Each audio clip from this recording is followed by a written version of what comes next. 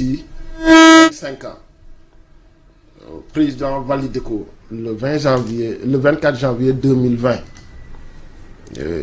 mu jël ci ay projets yoo xam ne dafa ànd ak PSE bi ba 2035 plan boobu noonu suñ ko mettre en œuvre Sénégal yaakaar naa ne dina génn lu bëri ci biir ndox mi. maintenant nag li ma doon wax sànq li ñu raté mooy que xam nga dëkk suy màgg suy dem dafay màgg parce que population yi dañuy yokk bi ñuy am indépendance 3 millions kese la ñu woon tey ñu ngi nekk 17 millions li ñu doon jëfandikoo ci wàllu suuf en 1960 yokkaay bi li tubaab yi di wax les dynamiques démographiques ñoom ñooy entraîner les dynamiques spatiales dañu jëloon yépp ñu concentré ko biir Dakar sama mbokk fuutanke yi bàyyi Fuuta ñëw Dakar sama jaamu séeréer yi bàyyi Fatick ñëw Dakar ñu dëkk Tamba dëkk Kédougou ñëpp dañu doon bàyyi yëpp ñëw Dakar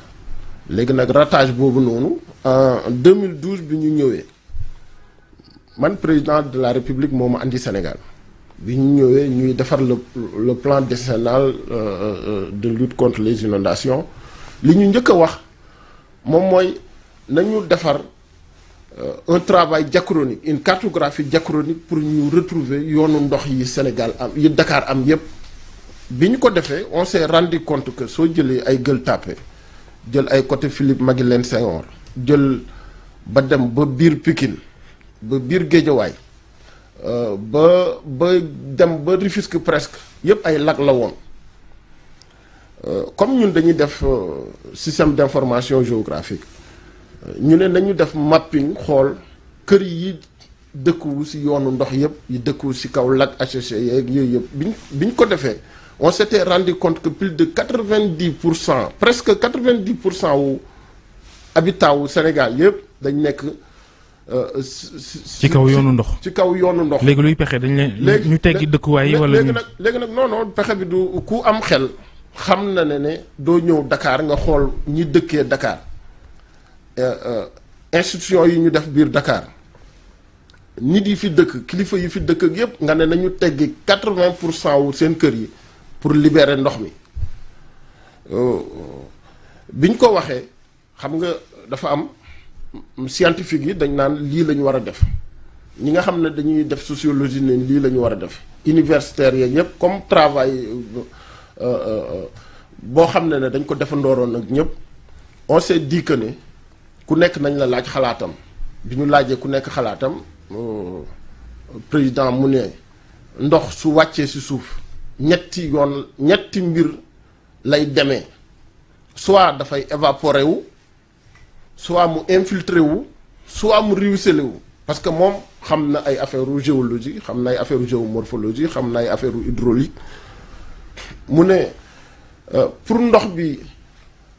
évaporer wu am na ay facteurs bloquants yu bëri parce que am na ay immeubles un peu partout garab yu bëri nekkatuñu fii côté boobu xaw na sooxee tuuti ndox bi waroon a infiltrer wu am na ay bétonisation wu biir Dakar dañu def béton fu bari léegi li ñu war a régler mooy régler wu li ñu naan soit ruissellement bi soit ñu gas biir suuf si defar fa réseau d'égouttage yoo xam ne su tawee dina jël ndox boobu yépp on s'était rendu compte que ne suñu jëlul la seule voie bu ñu dese mooy que ne nañu def de telle sorte que ñu maîtriser le ruissellement et le drainage des eaux ñu yóbbu ko ci ay exutoires léegi nag loolu moom moo andi liggéey bi ba fii nii suñu jëloon ne nañu defar réseau d'égouttage partout nañ ko defal waa Pikine defal ko Guédiawaye defal ko ñëpp milliards yooyu noonu Sénégal amu ko soo jëlee 10 ans de budget wu Sénégal sax nga dajale ko pour mën a defar loolu noonu mënu ko woon am la seule voie bu ñu amoon mooy nañu maîtriser ruissellement bi ak maanaam ndox mi di rogalaat voilà buy rogalaat tamit war na am fu mu aw léegi nag fi muy am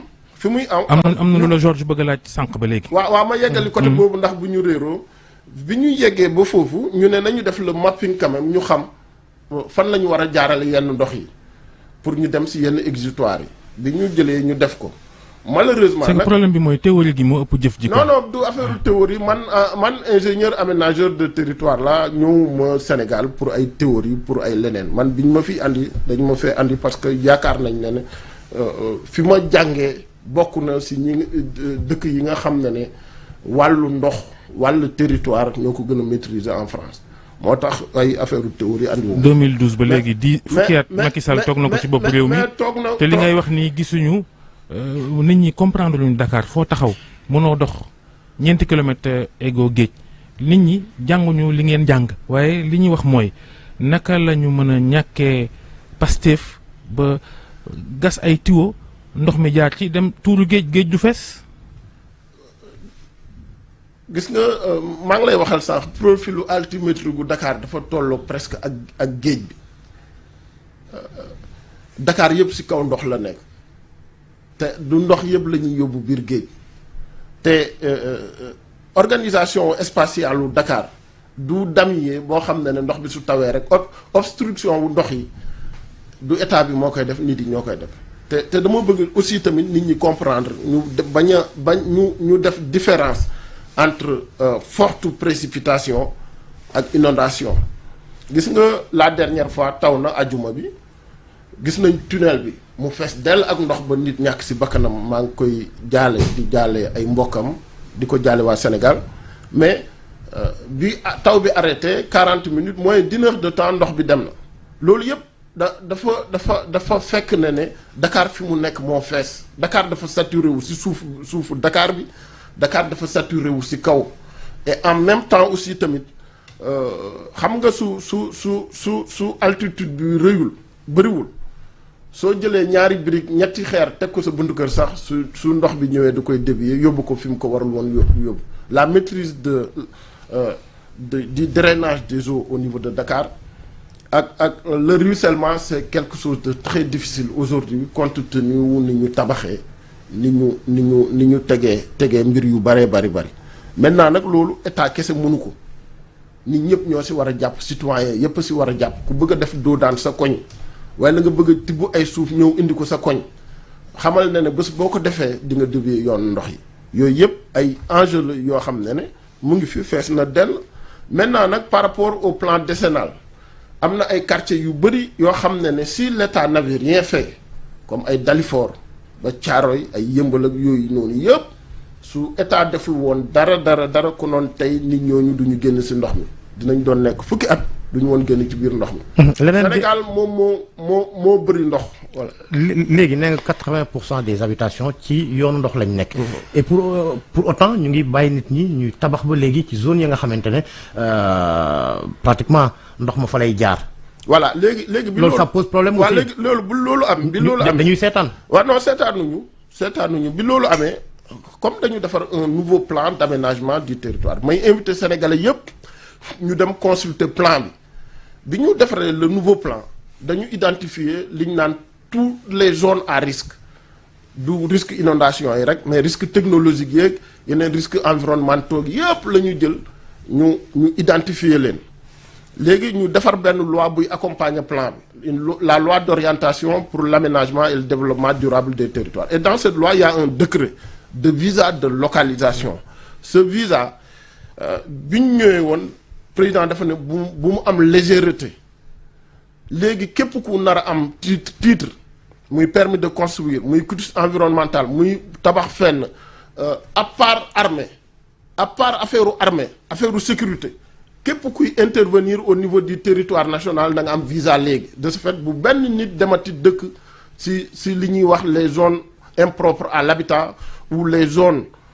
non constructibles ou les zones non habitables man je ne parle pas de non édificandi parce que sunu dictionnaire en aménagement du territoire dañ génn mot boobu carrément pour que mbir yi gën a leer dañu wax ne comme français la ñuy wax nañu wax des zones non habitables des zones non constructibles des zones inondables non constructibles bu fa benn ñuy dëkkati yooyu yëpp identifier nañ ko ba su tey bi nit su bëggee def défrichement nit su bëggee def lotissement nit su bëggee def beneen affaire il faut que nga am visa boobu noonu te visa bi soo ñëwee ñun dañu développer ay outils yu bëri yi ñu développé mooy tey bés boo ñu andilee proposition wu terrain day am ay coordonnées géographiques x y ñun dañ koy jël dugal ko suñu application yi mu wax ñu tel endroit mu ngi nekk ci une zone à risque. yan zone yan ville ci biir Sénégal ñoo gën a exposé wu ci inondation yi. ville Sénégal yëpp quasiment dañu exposé wu ci inondation parce que en général dëkkuwaay yi sénégalais yi souvent bu njëkk ba suñ doon dem dañ doon dem dëkk ci fi wetu ndox. maintenant nag xam nga su nit ñi dëkkee ci wetu ndox comme Dakar mu nga xam ne presque moins de 0,3% wu territoire national bi nit ñu bëri dañu ñëw dëkk fi parce que dañ fi ñëw ut ci liggéey dañ fi ñëw jàng ci dañ fi ñëw pour ay affaires yu bari moo tax Dakar am difficulté bu mu am nii bi mu amee bi ñuy defar plan bi président mu ne léegi nañu créer 10 autres métropoles d'équilibre yoo xam ne dañuy équilibré wu Dakar ñu identifier li tax nit ñi di bàyyi Matam di ñëw Dakar parce que chaque année y a l'équivalence de la ville de Matam mooy déversé wu université wu Cheikh Anta Diop mu ne nañu defaral waa Matam kon benn université ndax ñiy bàyyi Matam di ñëw Dakar pour jàng ñu toog fa mu ne nañu ci yeneen métropole d'équilibre yëpp nañ fa def des universités nañ fa def hôpitaux yu mag a mag nañ fa def nañ leen jokkalanteel autoroute nañu def de telle sorte que ressource bi am foofu ñu valoriser ko pour que nit ñi bañ a quitter seen dëkk yi ñëw di liggéey ci Dakar yooyu yëpp bi mu amee ñu ne Dakar kon naka la ñuy def pour désengorger Dakar mu ne suñu créer leen dëkk yooyu noonu seen infrastructure ak seen équipement valoriser seen ressources nit ñi ñu bëri dinañu jógewaat Dakar delluwaat foofu noonu maintenant nag naka la ñuy def Dakar parce que Dakar dafa xat mu ne nañu def ay transport yu mag a mag ñu aéré ko nañu def BRT bi def TER bi nañu def une zone d'extension urbaine boo xam ne dañuy déplacer le CBD de Dakar le CBD de Dakar mooy le centre business district de Dakar nañ ko déplacer yóbbu ko wetu Diamniadio de ce fait ñu am plusieurs centralités au niveau de Dakar nga xam ne nit ñëpp dañu xëyee Pikine xëyee Tëngéej xëyee ñëw jubal si. mais problème yenn saa yi dañuy def ay jumtukaay yi nga xamante ne lu war a mën a indil nit ñi afiya ci wàllum jafe-jafe yi nga xamante ne moom la ñu am ci ndox du ko accompagner. gis nañ autoroute yeeg wala ay autopont yi nga xamante ne saa yu tawee ci biir sax day fees. waaw xam nga c'est vrai que man comme Babacar nu mu ko waxee nit ku ko sopp laa dama koy déglu tous les jours ni mu ko waxee sànq su ñuy poser ay actes Sénégal dafa soxla ay infrastructure yu bari yoo xam ne moom moo tax suñu développement bi retard bi président waxee ne nañu defar infrastructure yëpp. man jàppoon naa ne ñenn ñi suñ leen dénkee yenn mbir yi dañ ci war a associer ñëpp des fois association bi mën na sooxe parce que loolu c'est le commun des Sénégalais cloisonnement daf fi yàggoon a am li may wax ne am nañu dañuy am retard ci sunu fondement bi xam nga soo jëlee benn bâtiment nga defar ko fondement wu 2 étages wala fondement bi nga raté ko bëggoo daaneel 2 étages yooyu noonu mais nga bëgg ci teg ba mu nekk ay 5 étages tout le temps dina amaat ay defaraat yi ñuy defaraat infrastructure yi yëpp dañ ko soxla dañu am territoire boo xam ne nag au niveau de Dakar dafa suufee dafa jege géej dafa nekk ci nappe bu affleurante moo tax des fois yenn désagréments yi di am mais l'État est sur la bonne voie parce que soo gisee ñuy jël ne nañu defar TER bi am na ay kii yu bëri yu ko accompagner kii yu connexe yu bëri yu ko accompagner pour téye ndox bi pour déplacer ndox bi de l'autre côté mais dëkkuwaay yi nii mooy nekk dëkkuwaay yu difficile man su may am ay conseils yu may wax damay gën a conseiller sama collègue urbanisme yi gën a conseiller sama collègue ONAS yi gën a conseiller sama collègue cadastre ak ñooñu ñëpp wax leen ne ñëpp gën a góorgóorlu que képp kuy defati dara nit ñi gën ci taxaw parce que Sénégal moo ci gagné du nguur moo ci gagné du keneen moo ci gagné. léegi ba tey ci wàllu digalaate ginnaaw Dakar gis nañ li nga ci wax yëpp nit ñaa ngi koy dund jafe na parce que léegi mbënd mi sax amatul ku am ak ku amul ndax léegi quartier borom alal yi dafa am problème mbënd itam bu nit waree ut fu mu dëkk fi ñu toll nii fan ngeen koy dugal mu dem seet foofa jëm faa am pàkk tabax fa. voilà man instant bi nii ku may nit bi sa fekkee fi mu dëkk la ku fekkee nit bi Fatick la juddoo dama koy conseiller mu dem Fatick mu dem uti fa kër. fekkee Kaolack la juddoo dama koy conseiller mu dem Kaolack. bu dee fii lay liggéey kay mënu fay jógee ay doomam juddoo fi di fi jàngee. ñooñu loolu tax may wax fekkee fii ba Dakar dafa xaw a saturé nag très sincèrement dama koy wax en terme d'habitat dafa xaw a saturé dama leen di invité journaliste bu mënoon a ñëw ANAT dañ la yóbbu si suñu laboratoire ba ñu won la profil altimétrique yi nekk ci biir dëkk bi yëpp am na zone yoo xam ne sax dañ leen war a restructurer bu baax a baax xam nga fan yee ñu ngi doon defar ay plan wu Pikine plan wu Guédiawaye plan wu Kër Massar plan wu Plateau et tout ça yooyu yëpp c'était pour que ñu accompagner plan bu mag bi gën a mën a xool nit ñi fan la ñu war a dëkk ak fu ñu warul dëkk rattrapage bi nii moom moo nekk kii bu. gis nañ ni ñu bëri dañuy dem boori Bambilor ak kii Sangalkam kii Njaaxiret ak ñoom seen bëriwul problème tellement ci wàllu mbënd est-ce que foofu ci seen calcul lii xew biir Ndakaaru mën naa dem ba xew fa ci wàllu mbënd. wala mën naa ñàkk. su dépendroon que de man personnellement man Mamadou Djigo ingénieur aménageur de territoire côté Bambilor bi mooy surtout zone des Niayes bi nit du fa dëkk du ma conseiller nit mu dem di gën a dëkk ci côté Niayes bi parce que dundu Sénégal gi yëpp presque mu ngi dépendre ci côté Niayes bi te dund boobu yëpp ay nit ay milliers voire millions de personnes presque ñooy liggéey ci zone des Niayes bi sunu carottes yi sunu nawe yi aviculture beeg ay affaires yu bëree bëri fa lañ koy defaree plus nit ñi di fa dëkk plus que ñuy réduire sunu marge de manœuvre par rapport ak yu bëree bëri muy côté boobu noonu dem ba ay côté Lac Rose dem yeneen endroit yu bëree bëri tey man personnellement su ma sañoon kenn du dem dëkk foofu noonu. jërëjëf Mamadou Djigo waxtu bi nag moo xat waaye waxtaan bi am na solo Mamadou Djigo directeur général ANAT agence nationale de l'aménagement du territoire jërëjëf Georges ñu ngi ziar soxna Naata ñu yendu ak jàmm. Merci beaucoup Babacar Fall.